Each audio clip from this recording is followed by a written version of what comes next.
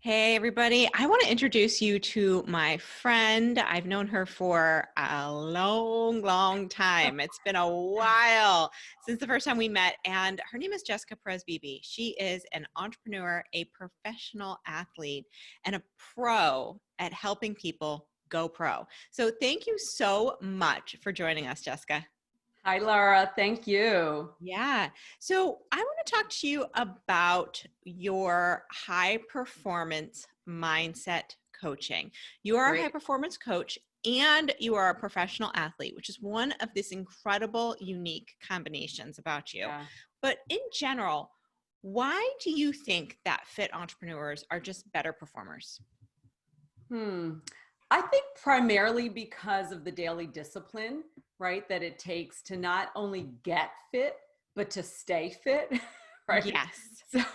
So it's like the small repeatable things that have to do consistently every day that add up to the big results. It's the same in business. So I think the discipline personally that I have had in fitness over the years has really helped me to improve my focus and discipline in business.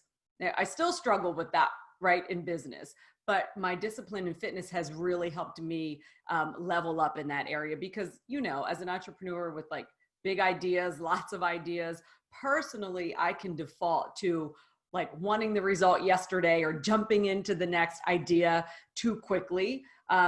Before the first one has been fully carried out, right? So for me, seeing the results that I've gotten in fitness through the years and turning pro, which was never a goal back when I started getting into fitness, seeing the years of consistency to the point that it's now just easy for me because it's a habit, is what reminds me in business to look at the bigger, longer term vision for my business, not just the immediate gains, right? Not just the small wins. And then overall, physically, I think you just feel better. You feel better, you do better when you're in great shape. You have the energy, you have the stamina, the confidence. And so all around, I just think, fit entrepreneurs excel for those reasons and probably some more reasons. So let's talk about your fitness journey. Yeah. You started out really just being, I think, more of a fitness aficionado, if I remember right. Yeah. When we first met, you were doing sprints and you were really working your body, but not to the degree to which you work it today. What made you decide to go from, I go to the gym, I work out, a very sort of, I would call them average workouts, would you say at the time, to, Um, at a certain point, yes, I would say so. To answer your question, let's see. If I think back, I really got turned interested in fitness my first year in college. I did not grow up in a fitness family, a healthy right? family at all. Smokers, drinkers, poor eaters. I had all of those bad habits. And it was when I went to college, it was my freshman year in college, and I just started to get this exposure and maybe just awareness too of other women on campus who were healthy, who were fit, who were vibrant. And here I was like 25, 30 pounds overweight, uncomfortable in my skin. And I never played sports in high school. I like a little bit of basketball, in younger grades, um, but was so interesting about me, and especially now looking back, is like I've always been so athletic and I have this physical drive and I'm just built for athleticism. So it's so interesting that it was never introduced to me in my life. But I started to get my interest piqued, and I just started to realize, okay, if it's possible for them to look this way and have what I perceived as like energy and just healthy overall look, then I can do it too. I just got to learn how. And so with anything that I take on, I just try to learn everything about it. So I got really into nutrition first. And then yoga was actually my very first thing, and I got, you and I lived in the same area at one point. And so I would go to Johnny's, hot yoga place. And that was one of the things that I was really into in the beginning. And believe it or not, I did start lifting weights then and became a personal trainer, got certified. I was working at a gym part-time. And then Laura, so was getting into that healthy lifestyle. And I was just talking to somebody about this on another interview that I was on. In here, I was having the desire to get fitter and healthier and all of that. But what I hadn't done is I hadn't changed my circle of influence. I hadn't changed my community of friends. So I had like 1 foot out, 1 foot in, right? So I was never fully in, right? So it's like, right. So I'm working out, kind of getting healthy, and then like drinking and smoking cigarettes with my friends. Right. It's so funny. I don't even know if I knew that about you when we first met. I wouldn't have been by then. That. Okay. Yeah, I was past that. So, but yeah, I think I quit smoking at like 24 or something like that.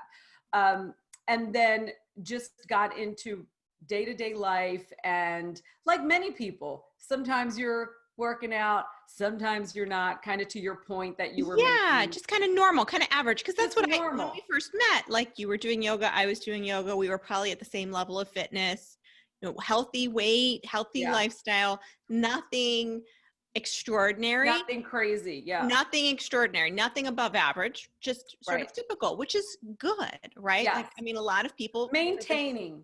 They were maintaining, were, healthier than most of the population. Yes. But not to that higher level of elite fitness. Correct. So once you started moving to that higher level of elite fitness, what was that like? Like, was that really hard at first? Because I have to tell you, a lot of you you're not able to see Jessica except for like shoulders up. But if I'm out with Jessica, somebody will stop me and say, what does your friend do? Like, depending on what part of my season. You can't see it probably, but like there is no joke here. Yeah, there you go. So if you're watching this on YouTube, you just saw it. If you're listening to the podcast, you just saw a gun show. So Jessica is a whole nother of elite fitness, and she teaches business owners how to elevate their whole entire presence, how to elevate their business, how to elevate themselves with that both mindset and physical challenge that it takes to get to that level of elite fitness and elite business ownership.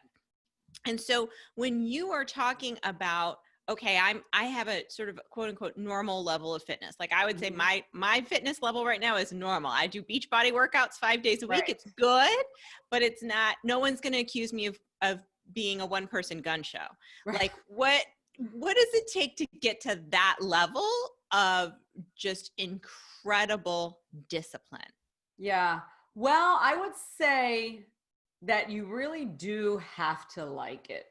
and love it, right? Like you got to start out with, so, when you and I first met, like you said, it was more like an average. And then somewhere along the lines, and I remember now, it's actually right, like the year before I met my husband, Chris, I really started to take it to that next level. I signed up for a karate course, and what I was doing really was, again, it was, well, let me just backtrack a little bit. So I had 1 foot in, 1 foot out. Like I said, I wasn't changing my circle of influence, which is extremely important when you want to make any change, right? When you want to make any kind of transformation in your life. And then, so it was kind of just teetering along. And then the tipping point for me, Laura, is when I started getting laser focused on everything. And then fitness just started to really turn up for me, is when my mother died, right? So suddenly in a car accident, I think we already knew each other at that point. We didn't. We did not. Okay, so I wasn't friends with you then. Okay, so she was 40. She had literally just turned 45 1 month earlier. And I was 27. I had just turned 20 or 26, turning 27. And it was kind of that jolt of urgency, right? Like I had all these things in my mind that I wanted to level up in my life, and fitness was one of them. I wanted to be an entrepreneur, but I hadn't yet, gotten the nerve to pursue it. I was being very comfortable in this box because my family had, said, you have a great job, you've got benefits, that's it. Nobody was raising the bar for me in my personal life. So I was having to do it by myself. But so that was like a wake up. So in that, like, I would say 27 to 29 is when I incrementally started being more consistent with my workouts.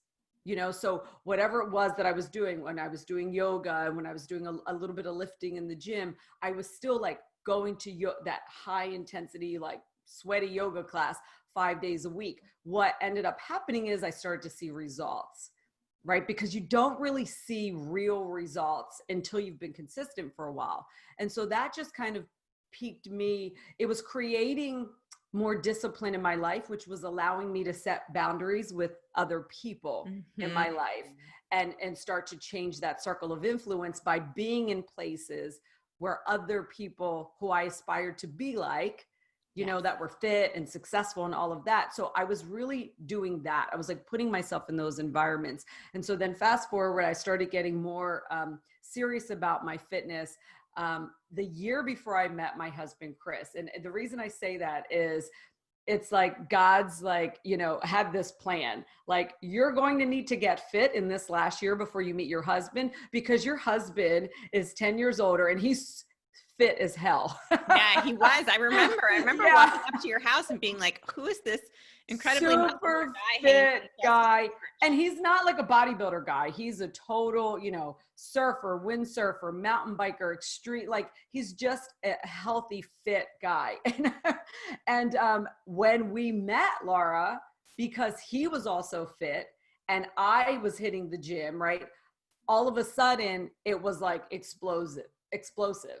Right? Yeah. Because he turned me on at that point to CrossFit, which was very underground at the time. Nobody really knew about it. It was like 2006 or something like that.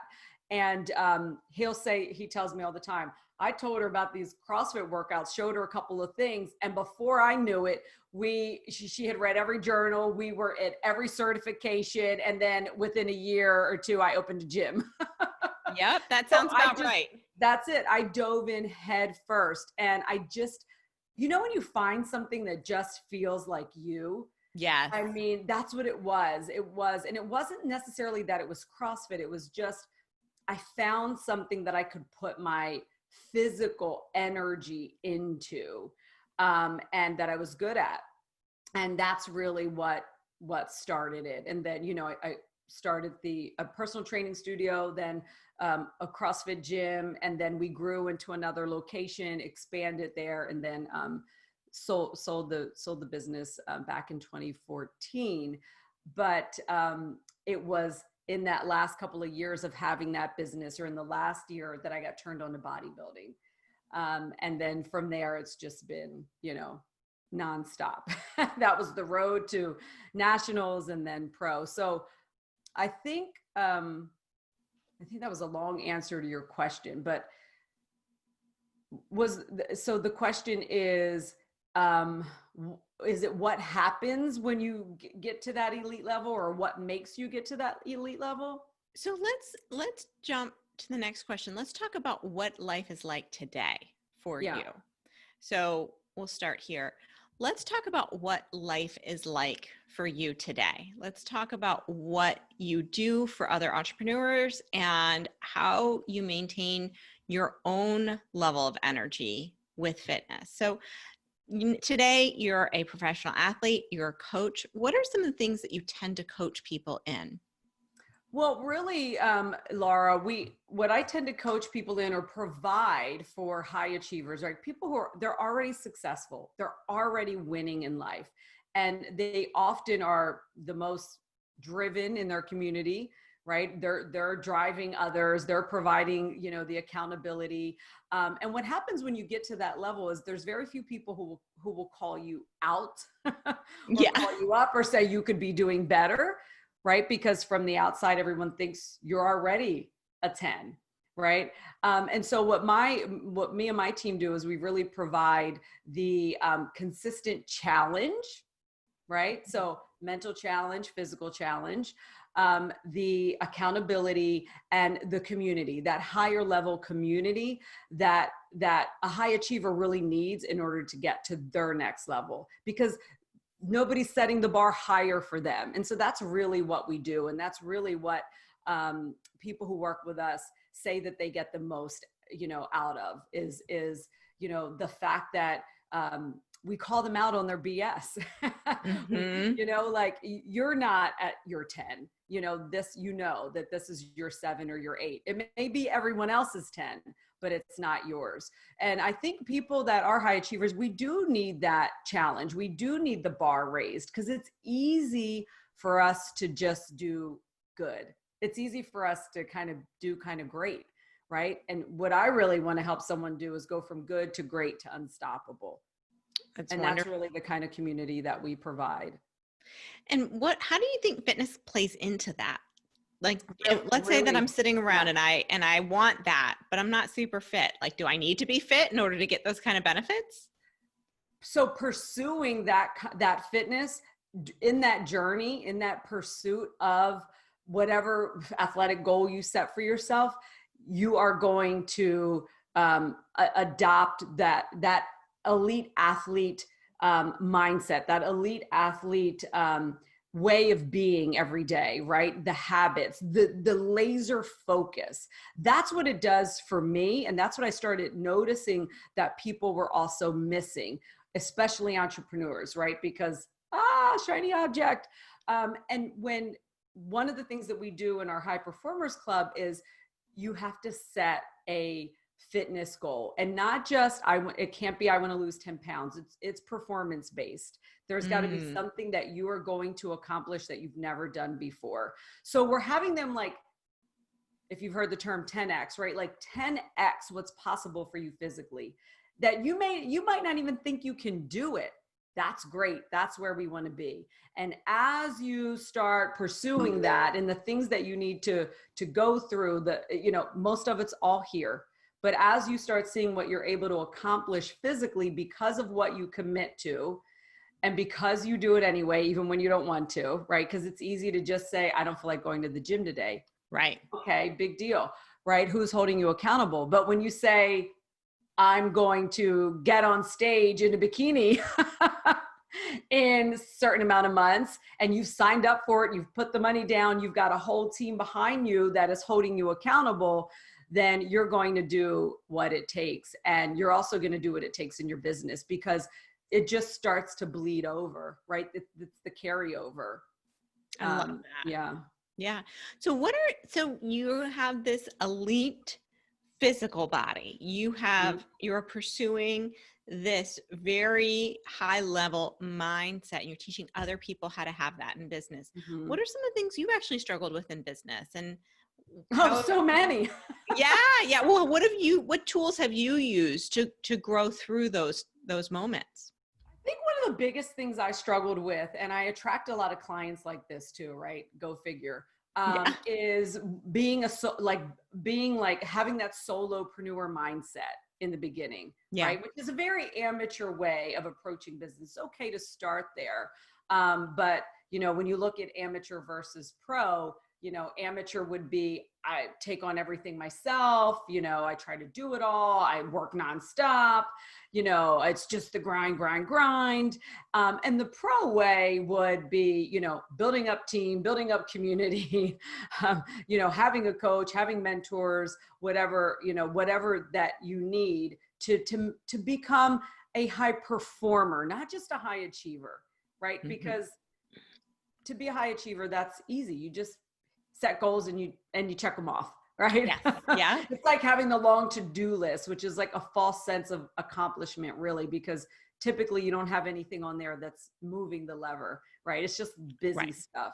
And so that's, the whole goal with our clients is take these high achievers and turn them into high performers. How do you become more efficient, right? How do you work with a team? How do you become a better leader? So for me, I think what I struggled with was that kind of lone wolf mentality. And so do that's the default for some of the people that we attract doesn't mean that they're not building team and they're not doing those things, but it's the default. And so we have to interrupt those default patterns. That's what fitness really does, I think, tremendously. Because the default for me too is also to sit back, have 3 glasses of wine. I don't know that. Really? Sure, it could be, at different moments. Yes, absolutely. And, fitness, this type of fitness that I do really keeps me structured. It keeps me from getting lazy, Yeah. That's so funny because I would never have thought that that's something that you might struggle with. It wouldn't have even occurred to me. Absolutely. I mean, I could totally just, sometimes I'll be like, okay, we've got it. Let's set another show date because I'm having too many happy hours with my girlfriends. This is not productive, or, I'm starting to notice, a pattern. It's just interrupting those things. We're not perfect. We're all flawed, right? I mean, I know I am. I'll speak for myself. And so it's putting these things in places that prevent us and support us, right? Prevent us from kind of going off the rails. And you got to have that in your business too, right? Yeah. It can be easy, I mean, it's tough to just be like, covers over the head. I'm not getting out of bed. Yeah, I don't know what the business equivalent is to getting on stage in a bikini in your 40s. I don't know what that is, but whatever. For everyone, maybe your first public speaking gig, right? Yeah. Securing a stage. I don't, there's so many different things, but it's got to be something that's just a little bit outside of, at least a little bit outside of what your current capabilities are. Yeah. Hearing you talk about it, again, I would have never thought, that's something that sounds like a good idea. I'm going to not eat carbs for 6 months, or no, I'm kidding. I know you eat carbs. I eat a lot of carbs. Yeah, you do. But, I'm going to have a really strict diet and then get on stage in a bikini. That sounds fun and interesting. That would have never occurred to me. But me now either, believe it or hearing not. you say it, I'm like, oh, actually, that's a great thing to do, is to have that on the calendar. Know that there are no shortcuts to making that well worth your time to get up there and win. And that's really good to have that really milestone set ahead of time that you're working towards that keeps you on track. Yeah. And actually that came from, so I was running my gym and I was in that, we were growing tremendously and fast. And I was just all work. And here I am running a gym, and I was building a team, but I was letting my own fitness kind of go to the back burner, right? Kind of just chasing the business building piece of it, forgetting, how fitness being at the forefront is what actually was helping me to become more successful. And I had put that piece of it on the back burner and was getting caught up in that. And I realized it. I caught myself because I was getting stressed, and, I could just, feel it. And I said to my, one of the trainers on my team, I said, you know what? I need a new physical goal. Can't be something here. I'd been competitive CrossFitting, all of that. I was like, it's got to be something way out of my comfort zone, way out of the box. And he said, I had never even thought of bodybuilding. It was just not in my realm of being on a stage and being pageant-like and all that. It just isn't something that wasn't my personality. It was more, more physically competitive. And he said, I think you would be great for bodybuilding. They have a bikini division now where you don't have to get as muscular. It's just more about X, Y, and Z. And I thought, oh my gosh, get on a stage in a bikini at what? In heels, and have people pick me apart. And I'm that feels horrible. Okay, I think I got to sign up for it. And that literally is why I needed to raise the bar. I needed to get out of without fitness. For me, I can default to being a workaholic. Right. Oh, that's so good. And I do, in case that our listeners haven't looked at you on Instagram yet, this is not just a bikini, friends. This is a sparkly ring, bikini. This is Yeah. like I know. It's become like a beauty pageant for really fit girls. For like yeah, whatever it is, I'll say it's this postpartum mama's worst nightmare. I can tell you that right now. But again, I think that all joking aside, it's a really interesting way to look at business and not something that I have ever considered before. And I think that's one of the ways in which you've inspired me. And I know we've worked together in a business setting as well as being friends. And we worked together earlier this year on your messaging and on the focus of your business. And what was that like? Like, what did you learn about yourself or your business going through that process?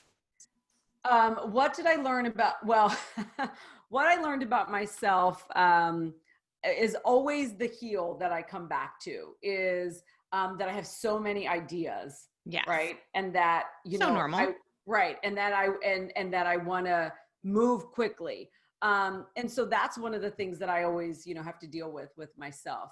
But I also think I realized through the work that we were doing together and the messaging is, number one, is it's a very specific person that I work with and that would be attracted to work with me. And I think it's easy in the beginning, at least it was for me in the online space, because it was used to brick and mortar. Not to say that it's different, but I had a very specific, it's a little bit different. It's pretty different. Yeah. Yeah.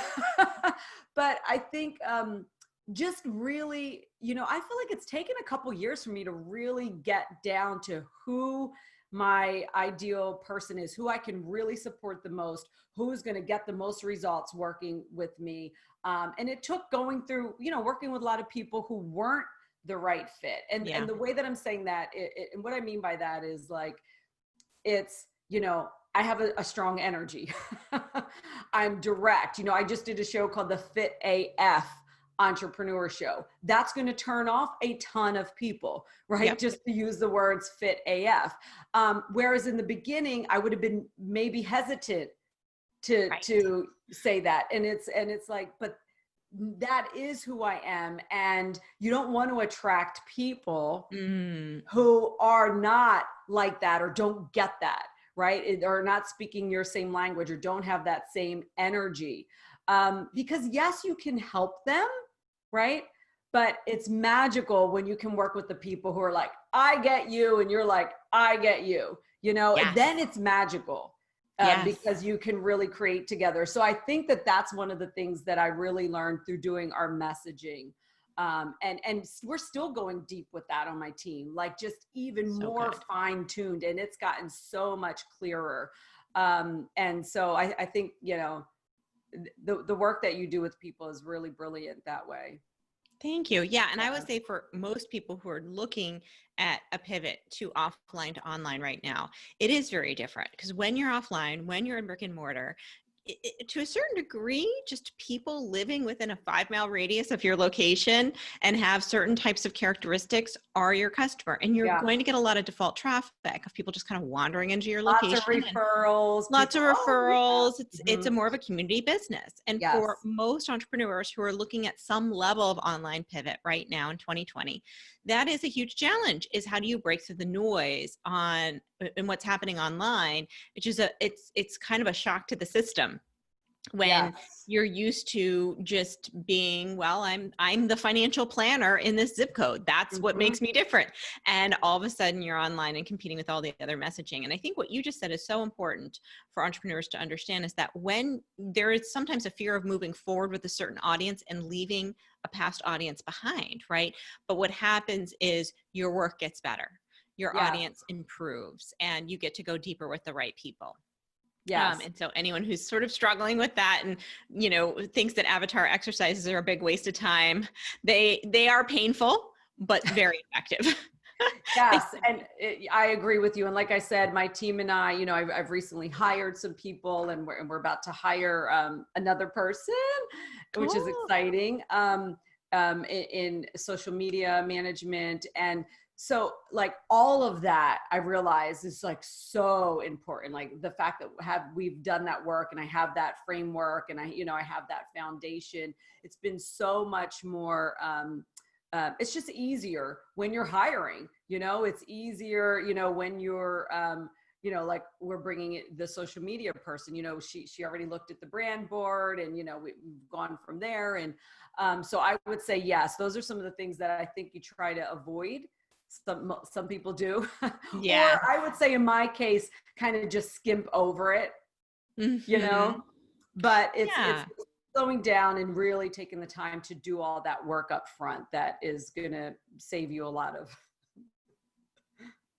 Yeah, I call it slowing down to speed up. That's what strategy work does. And strategy work is good when you get to a certain level.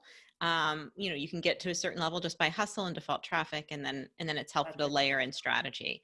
So we're gonna do I was gonna say that's where my business was the first 2 years. Just got a lot of great results, made great money just from the hustle and the, I don't want to say hustle, but just from that initial, and then at a certain point, it's all those other things matter, right? It's the leveling up. It's going pro, going to that next level. Yeah. And there's nothing you can do to replace those early stage initiatives, because if you start too early with strategy, which sometimes happens, right? People get like private equity funding and they bring me in and they're starting strategy too early. And I just say, like, you just don't know until you're out there. You don't know what's going to resonate, what's going to work for you, what your audience is going to like or doesn't like. You really have to just get it started, and then you can refine it once it's in motion. Yeah. Even for you to find out who you don't want to work with. And right. Yeah. I think it's really important. So we're going to do some rapid fire questions before we wrap great. up. The first is, what's your favorite book?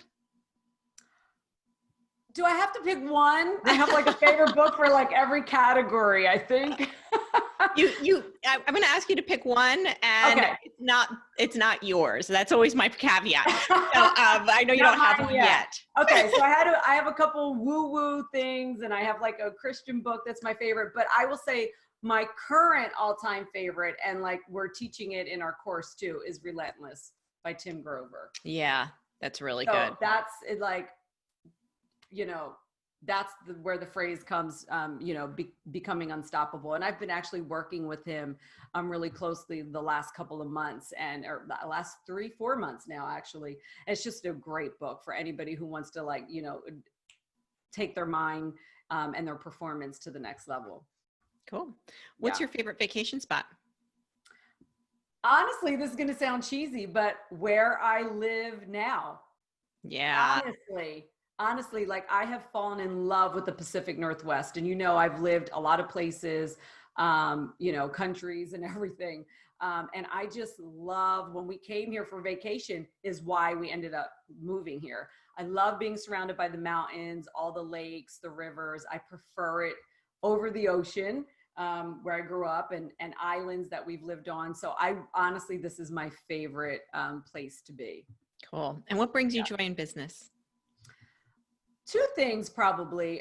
Creating. Yeah, it's fun. Which is why I have to be careful, right? Because I can just create more stuff. And then also really seeing a client, or just even someone in our community, like have a mindset breakthrough, like a shift in how they think, right? A clarity. It's like that, yes. Seeing them apply what we teach and having them do the work and get the result, but more so even than the result, it's just those moments of like connecting the dots to why and how it's possible for them. Like when they get that, I just love that those moments in business and working with clients. Yeah. Yeah. The aha moments. They're really rewarding when you're a coach or consultant. They really are. It's what you live for. Yeah. So, and where can people find you to learn more about you and your services and see that sparkly bikini that I was talking about? Well, you can see the bikini on Instagram. So at Jessica Perez Beebe on Instagram. I'm actually now one of the top 5 finalists for Miss Health and Fitness 2020, which is a big deal. That is 20K cash prize cover. And the 20K for me is going to be helping me fund my nonprofit that I am in the process of birthing, which brings bodybuilding to at-risk children or youth, starting back in my hometown of Delaware, as a way to really help them build the foundation of focus and discipline and personal responsibility. So that's where I'm on Instagram, and I'm telling you about the Miss Health and Fitness because you may see that on there, and you can vote for me for free. Yay! Awesome. My That website, Jessica Perez Beebe, and I'm on Facebook as well. Cool. And we'll put it in the show notes. So thank you. you so much for joining. It was such a great conversation. I know a lot of people will get a lot out of it, and they'll probably be working out today after listening to it. Yes. So thank you again for joining, and I appreciate you being here. Thank you, Laura. Bye.